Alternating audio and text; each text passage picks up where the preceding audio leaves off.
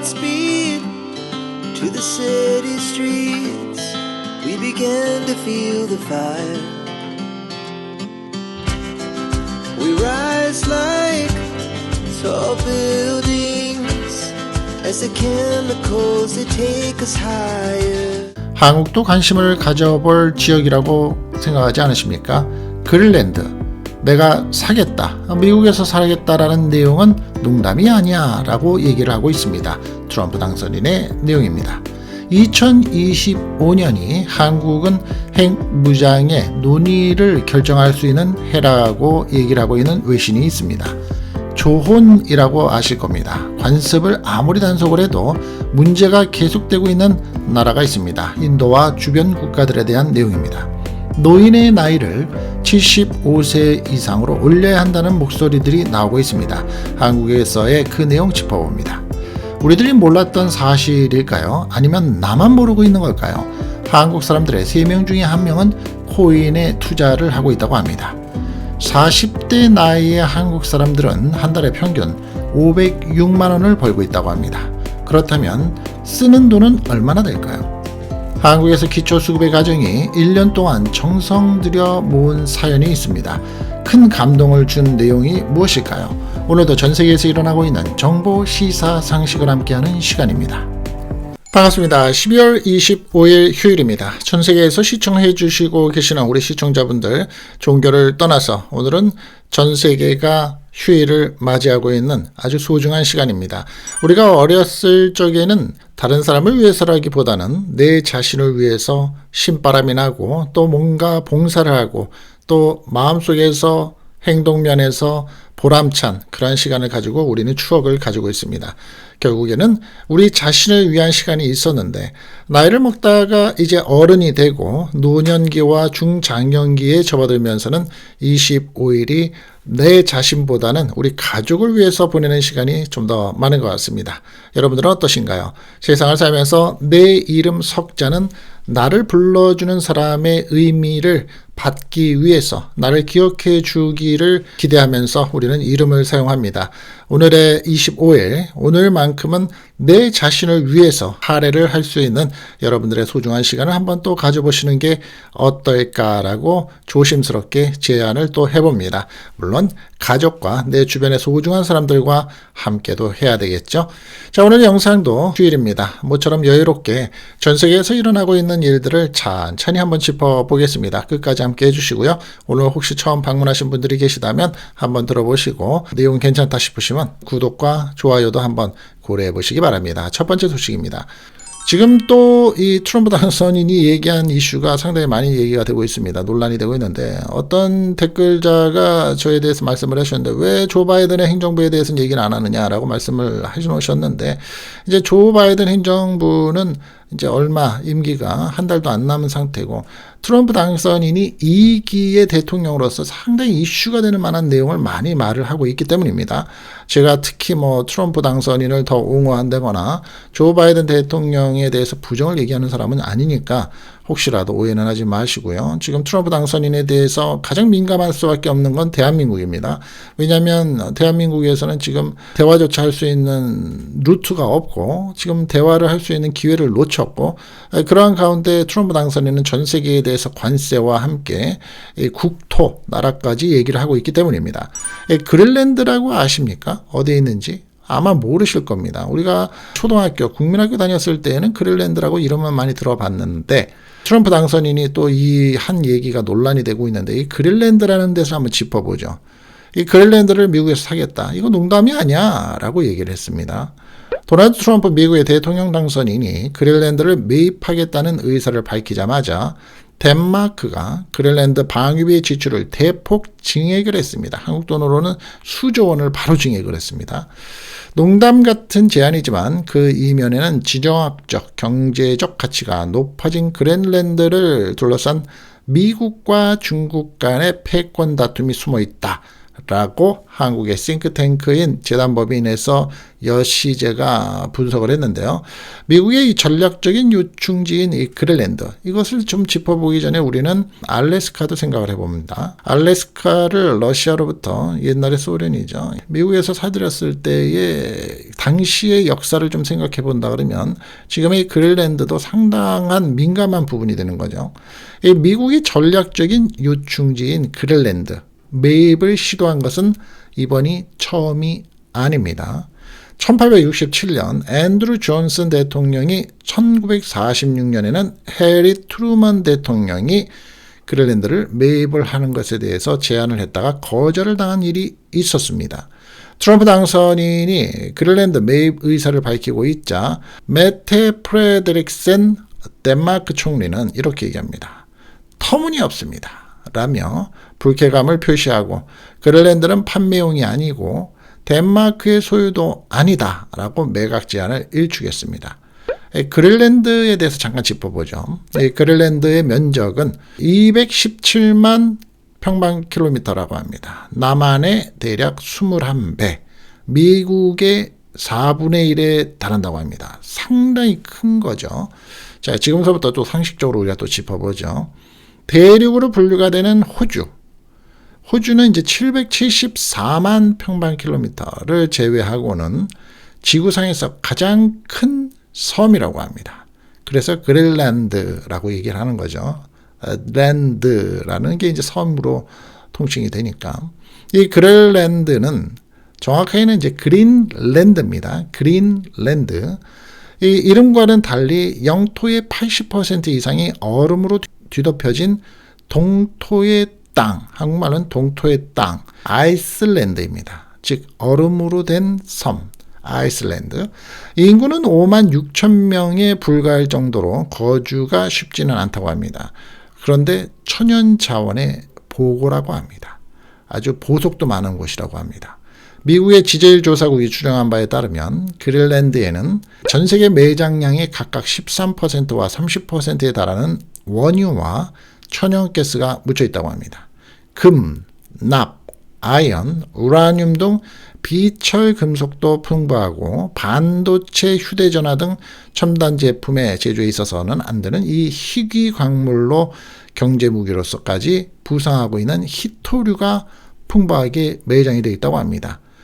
그런데 이 자원이 대부분인 엄청난 두께의 빙하 밑에서 있기 때문에 채굴이 쉽지 않지만 지구온난화로 빙하가 녹으면서 개발 가능성이 대두가 되고 있다는 겁니다.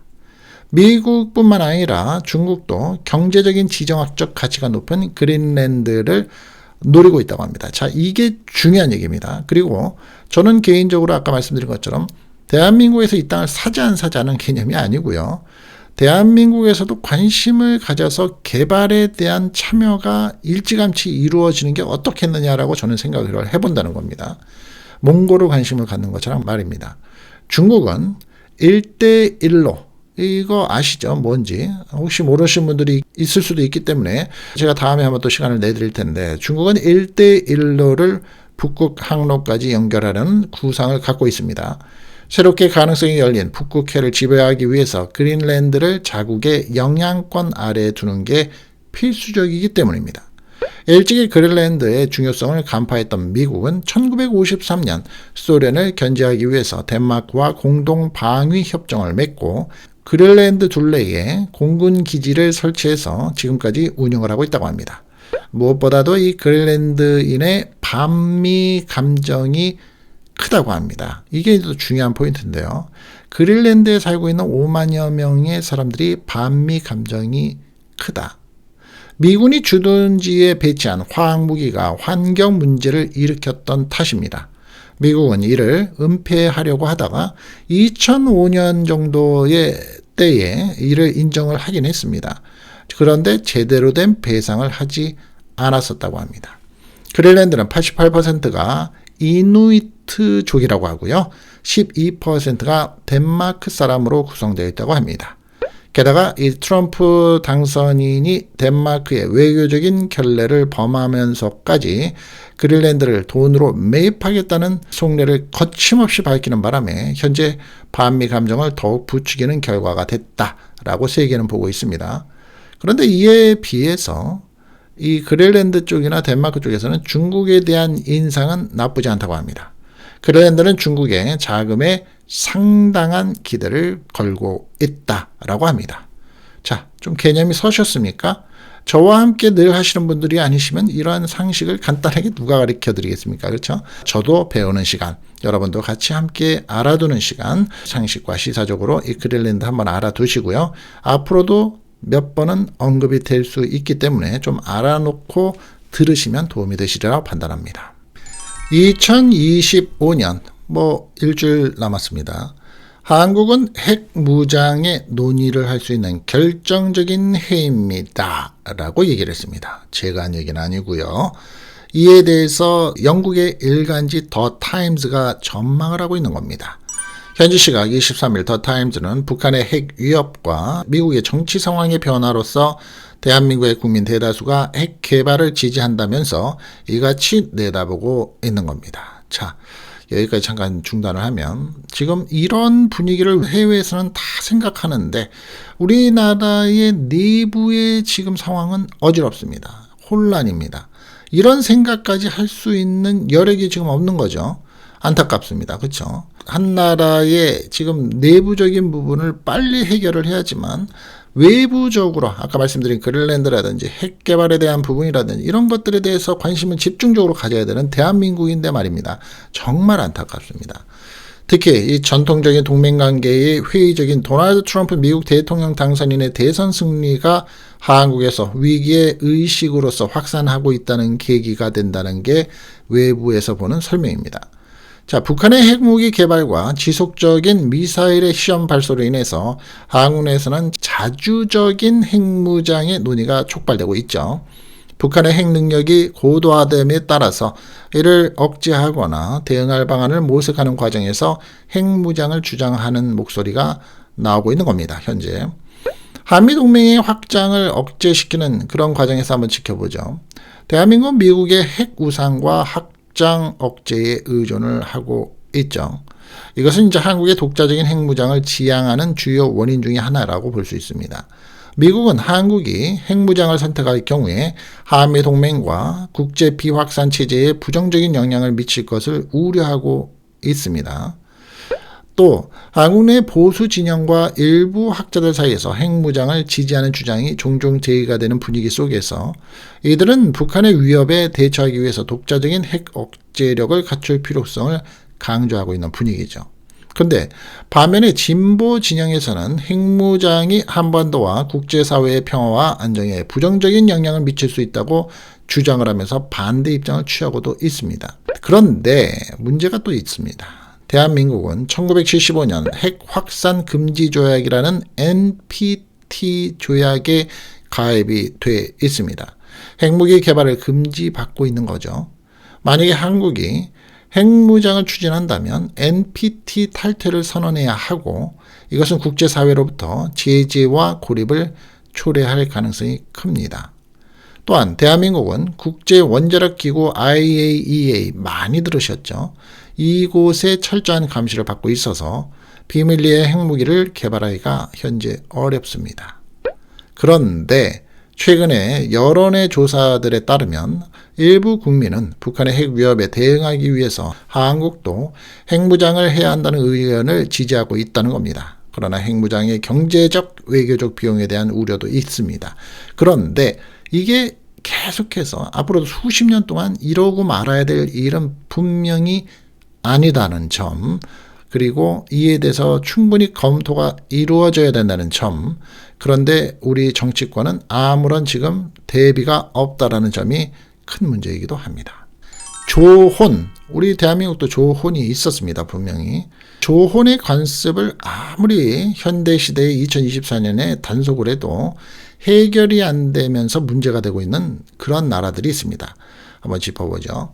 인도의 한 도시가 작년부터 18세도 안 된 어린 소녀들과 조혼을 하는 악습을 대대적으로 단속을 하고 있으나 1년이 지난 현재도 같은 문제가 만연하고 있는 것으로 나타났습니다. 22일 힌두스탄 타임즈 등 현지 매체에 따르면 인도 동북부 아삼주는 지난해 2월서부터 아동 결혼 금지법 위반자의 단속을 시작해서 현재까지 5,000명을 불법 아동 결혼 혐의로 체포를 했다고 합니다. 인도는 18세부터 결혼을 할 수 있으며 이보다 나이가 어린 경우에는 결혼하는 것이 불법이라고 합니다. 그런데 인도의 가난한 시골 지역에서는 조혼이 만연해 있는 실정이라고 합니다. 18세도 안 된 어린 소녀들이 조혼을 하는 이유는 소녀들의 부모가 재정적인 안정을 위해서 미성년 자녀들에게 결혼을 강요하고 있기 때문이라고 합니다. 딸을 일찍 결혼시키면 어떻게 되나요? 그 어린 신부의 가정은 금전적인 지원과 식량 등을 받을 수 있기 때문입니다. 자식에 대한 부양 책임을 줄일 수도 있고요. 현지 경찰은 조혼 간섭의 가장 큰 문제는 10대 소녀들의 임신과 출산 과정에서 매우 높은 사망 위험에 처한다는 것이라면서 많은 소녀가 13살에서 15살 사이에 임신을 하고 있다고 합니다. 현재 인도는 높은 산모의 사망률과 미성년자의 사망률 등의 사회적인 문제를 안고 있다라고 그 이유를 또 얘기합니다. 이에 대해서 인도 당국은 대대적인 단속을 통해서 조언을 막고 있다는 거죠. 아삼주는 성명을 통해서 아동 결혼에 맞서 싸움을 계속하고 있다라며 우리는 사회적인 악을 근절하기 위해서 계속 과감한 조처를 할 것이다 라고 강조는 하고 있습니다. 인도 대법원도 지난 2017년 미성년자 아내와 성관계하는 것은 강간에 해당을 한다라고 판결을 하는 등 강경한 입장을 펴고는 있는데, 이러한 단속 이후에 인도에서는 18세 이전에 결혼하는 여성의 미성년자 비율이 2005년서부터 2006년 사이 20년 전이죠. 47%에서 2019년에서 2021년에 23.3%로 크게 감소를 했다고는 합니다. 그런데 여전히 전 세계 다른 나라 국가들에 비해서 높은 수준이다라고 얘기를 하고 있고요. 유니세프가 발표한 보고서에 따르면 인도를 비롯해서 다른 나라들도 있습니다. 아프가니스탄, 방글라데시, 파키스탄 등 남아시아 국가에서 미성년자일 때 결혼한 사람이 무려 2억 9천만 명에 달한다 라고 얘기를 하고 있습니다. 어마어마하네요. 문제점이 클 수도 있죠. 짚어드린 것처럼. 여러분 연세가 어떻게 되십니까? 여러분들은 저를 매일 보시지만 저는 여러분들을 못 보고 있기 때문에 한번 여쭤봅니다. 근데 노인이라는 나이에 해당이 되십니까? 노인이라는 단어를 들으시면 기분이 좋으십니까? 한국에서는 나이를 75세로 올려야 한다는 목소리가 계속해서 나오고 있고 커지고 있습니다. 법정 정년이 60세죠. 그 이후에도 일하는 노인이 늘어나고 있습니다. 더욱이 한국 내 인구 5명 중 1명이 노인인 초고령 사회가 되면서 노인 기준의 상향 조정에 대한 논의에 또다시 불이 붙고 있다는 내용입니다. 그런데 경제협력개발기구 OECD죠. 이 회원국 중에서 가장 심각한 수준인 노인 빈곤 문제 해결이 병행돼야 된다는 지적이 나오고 있습니다. 한국에서. 25일 통계청에 따르면 작년에 10월 기준에 65세 이상의 노년층 등록 취업자는 25만 5천 명이 늘어난 312만 2천 명이나 된다고 합니다. 정년이 지난 나이에도 취업을 해서 일하는 노인이 지속하고 증가하고 있다는 의미죠.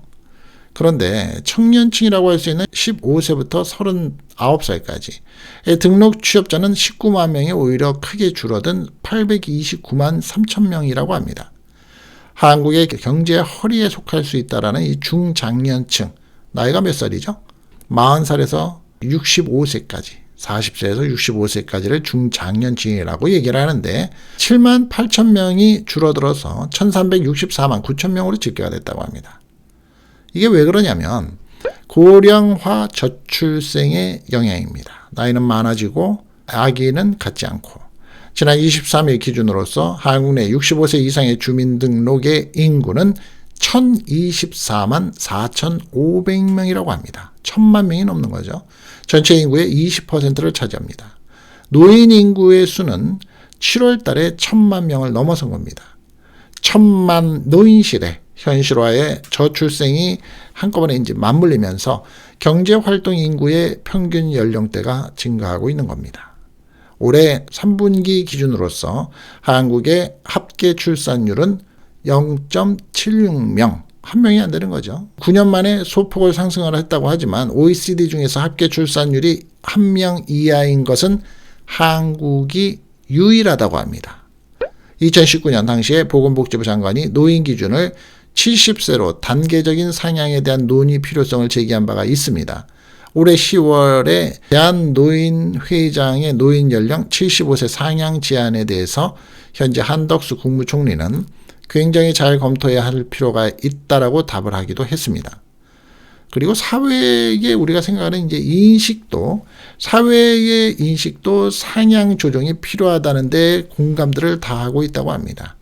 2023년도 노인 실태 조사 결과를 보면 노인이 스스로 노인이라고 생각하는 연령, 여러분들은 노인이 언제 내가 노인이라는 단어를 들어도 괜찮다고 생각하십니까? 한국에서는 실태조사를 평균으로 보면 71.6세로 조사가 됐습니다. 그 나이가 되면 노인이라고 불러도 기분 안 나쁘다.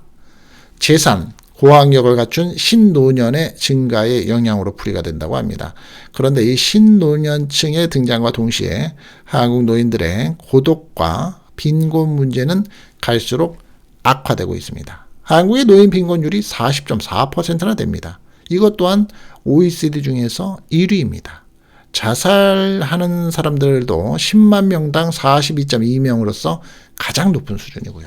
아주 안 좋은 거는 가장 높은 수준으로 다 가지고 있습니다. 아기 안 낳는 거 OECD 중에서 1위, 노인 빈곤이 OECD 중에서 1위, 또 세상을 그만 살겠다고 하는 율도 OECD 중에서 1위입니다. 자, 나만 모르고 사는 걸까요? 한국 사람들 중에서 3명 중에 1명이 코인 투자를 하고 있다고 합니다. 저도 놀란 일인데요. 우리 대한민국 국민 중에 3명 중 1명은 코인 투자를 하고 있으며 1인당 평균 보유액은 658만 원어치를 가지고 있다라고 집계가 됐습니다. 자, 이것은 한국은행이 업비트, 빗썸, 코인원, 코빗, 코박스 등 한국 내 5대 거래소의 계정을 보유한 투자자 수를 취합한 것으로서 한국은행이 가상자산 관련 통계 자료를 공개한 것이 이번이 처음이라고 합니다. 특히 한국의 가상자산의 투자 수는 미국의 대통령 선거 이후에 큰 폭으로 늘어난 것으로 드러났습니다. 그러니까 2달 사이에 엄청나게 늘어났다는 겁니다. 가상자산의 산업 육성을 공약하고 있는 도널드 트럼프 미국의 대통령 당선인에 대한 기대 심리가 코인 투자로 이어지고 있음을 알 수 있죠. 25일 국회 기획재정위원회의 임광현 더불어민주당 의원이 한국 시간입니다. 한국은행에 제출해서 받은 자료에 따르면 11월 말 기준 한국의 가상자산 투자자의 수는 1,559만 명이라고 합니다. 10월 말 대비 61만 명이 늘었고요. 이것은 국내 5대 거래소의 계정을 보유한 투자자의 수로서 같은 사람이 여러 거래소에서 계정을 가진 경우를 중복 합산한 수치라고 합니다. 단순화하면 우리 대한민국 국민이 5,123만 명인데요. 30% 이상이 코인에 투자하고 있는 셈입니다. 한국의 가상자산의 투자자의 수는 지난 7월 말에 1,474만 명에서 8월 말에 1,482만 명, 9월 말에 1,488만 명, 10월 말에 1,498만 명 등으로 매달 10만 명씩 안팎으로 늘어나고 있다고 합니다. 그러나 11월 들어서 증가폭이 급격히 가팔라졌고요. 아까 말씀드린 미국의 대통령 선거 기간. 트럼프 당선인에 대한 기대감이 반영이 되면서 1비트코인 가격이 10월 말에 1억 50만 원대, 이거 업비트 기준입니다. 11월 말에는 1억 3,580만 원대로 급등을 하는 등 가상자산의 시장이 활기를 띈 영향으로 풀이가 됩니다.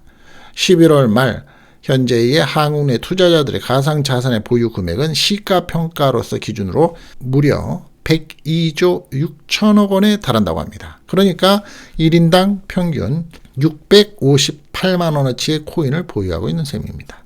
나만 몰랐습니다. 저도 몰랐습니다. 저도 코인에 투자를 하지 않고 있기 때문입니다. 40대 나이의 한국 사람들은 한 달에 평균 506만 원을 벌고 있다고 합니다. 그럼 도대체 얼마나 쓰는지 한번 짚어드리죠. 이것도 이제 연말이다 보니까 이제 통계가 나오는 건데요. 1980년대에 태어난 이른바 밀레니얼 세대, M세대라고 합니다. 월 평균 수입이 500여만 원인 것으로 나타났습니다. 소비는 대략 220만 원으로 조사가 됐습니다. 25일 한국의 우리금융그룹은 이 같은 내용이 담긴 2024 트렌드 보고서를 공개했는데요. 이번 보고서는 전국의 만 20세에서 69세 10,000명을 대상으로 진행한 조사 결과를 바탕으로서 작성이 됐다고 합니다. 세대 구분은 1955년에서 69년에 태어난 사람, 만으로는 이제 55세에서 69세, 베이비 부머 세대라고 하죠. 그리고 1970년대에서 1979년생, 만 45세에서 54세를 이제 X세대라고 합니다. 1980년대에서 1994년생, 만 30세에서 44세, 이건 M세대라고 하고요. 1995년에서 2004년생은 우리가 Z세대로 분류합니다. 보고서에 따르면 M세대의 월 평균 소득액은 506만원, 소비액은 219만원으로 소비에 대한 집계가 됐고요. 월 평균 저축과 투자액은 117만원, 부채 상환액은 48만원이었다고 합니다. X세대의 경우에는 월 평균 624만원을 벌고 289만원을 소비했고요. 저축 투자는 125만원, 부채 상환은 51만원으로 집계가 됐습니다. 베이비 부머 세대는 월 평균 총소득이 506만원, 소비액이 240만원으로서 나타났고 저축에 대해서 투자에 대해서는 116만원, 부채 상환은 36만원 수준이라고 합니다. 이거 한번 들어보시면서 지금 시청하시는 분들의 연령층에 속해 있으실 텐데 비교를 해보시고 나 말고 다른 사람들은 어느 정도의 수준을 가지고 있는지 비교해 보시면 되는 거죠. Z세대는 한 달 수입이 293만원에서 소비가 109만원이었고요. 또한 89만원을 저축 투자하고 20만원을 부채 상환에 사용한다고 합니다. 가계 보유 자산의 규모는 베이비 부머 세대가 7억 9천만원, X세대는 6억 8천만원, M세대는 4억 5천만원, Z세대는 1억 3천만원 순으로 조사가 됐습니다. 부동산의 자산 규모는 베이비 부머 세대는 6억 4천만원, X세대는 5억 5천만원, M세대는 3억 6천만원, Z세대는 9천만원 수준이었습니다. 주택 보유율은 Z세대는 15.6%, M세대는 55.2%로 큰 차이를 보였고요. 이어서 X세대는 75.5%, 베이비 부머 세대는 81.9% 순으로서 비중이 상승을 했다고 합니다. 참고 되시기 바랍니다. 자, 이번에는 아주 감동을 줄 만한 내용입니다. 기초수급 가정, 최소한의 생활이 안 돼서 정부의 지원금을 받아서 생활하는 가정이죠. 1년 동안 모은 사연이 있습니다. 큰 감동을 주는 내용인데요. 아빠는 박스나 종이를 주어서 페이지를 팔고 새 아이는 용돈을 모아서 자기 집보다 더 어려운 이웃에게 줄 크리스마스 선물을 마련한 기초수급 가정의 사연이 알려져서 큰 감동을 주고 있습니다.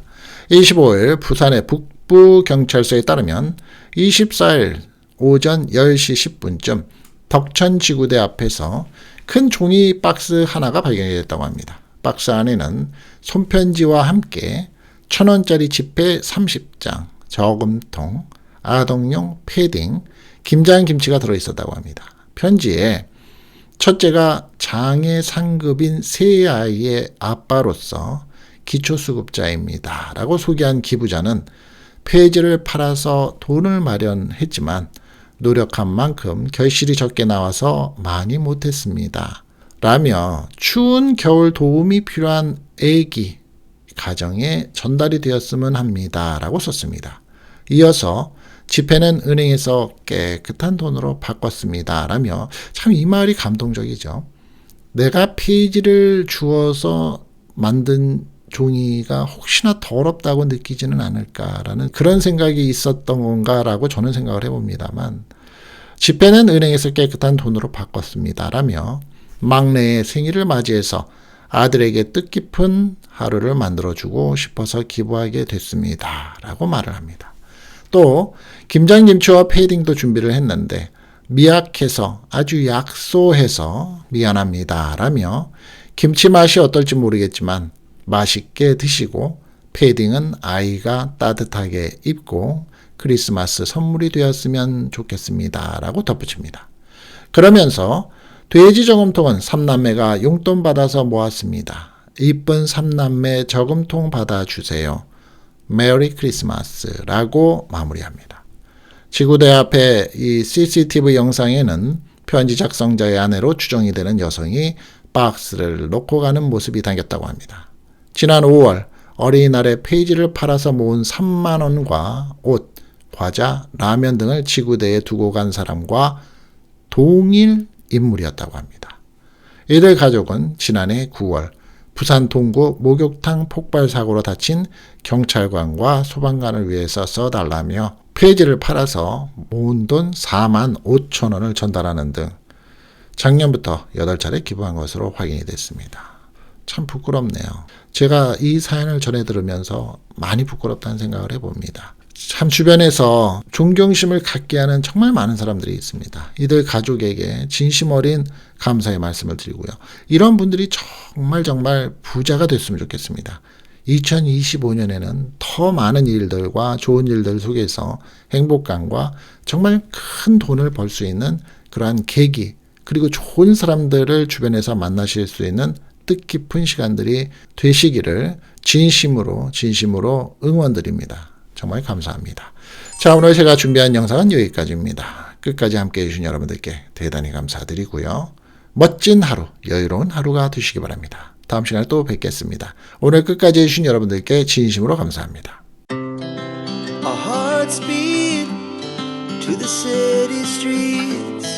We began to feel the fire. We rise like tall buildings as the chemicals they take us higher.